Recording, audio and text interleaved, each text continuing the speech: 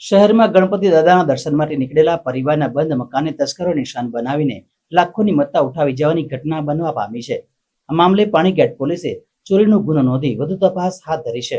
એક તરફ વડોદરા શહેર પોલીસ ગણેશજીની વિસર્જન યાત્રાની તૈયારીઓ અને બંદોબસ્તમાં વ્યસ્ત છે, ત્યારે બીજી તરફ તસ્કરો પોલીસની નાઇટ પેટ્રોલિંગની ગેરહાજરીનો લાભ લઈને ચોરીને અંજામ આપી રહ્યા છે.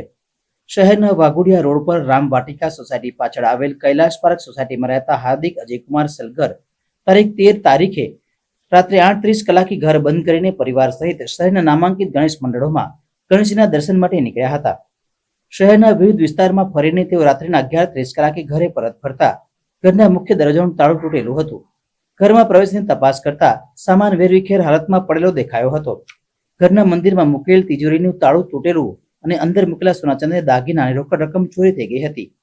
ઘટનાની જાણ પોલીસને કરતા પાણીગેટ પોલીસનો સ્ટાફ સ્થળ ઉપર દોડી આવ્યો હતો અને ચોરી અંગેની ફરિયાદ નોંધવાની તજવીજ હાથ ધરી હતી. ફરિયાદીના જણાવ્યા અનુસાર મકાનમાં મૂકેલા 14 તોલા સોનાના દાગીના તેમજ 15,000 જેટલી રોકડ રકમની ચોરી થવા પામી છે.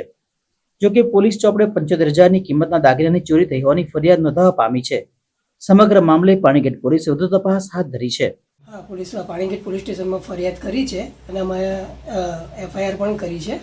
કેટલું રોકડ રકમ હતું ને સોના ચાંદી હતું? આમ તો 14 થી 15 તોલા અમારું સોનાના ઘરેણા હતા અને 15-17 હજાર જેટલી નોર્મલી કેશ હતી. ઘરમાં કોઈ જ નહોતું ત્યારે? ના, ઘરમાં ત્યારે કોઈ નહોતું. ઘરમાં લોક હતું.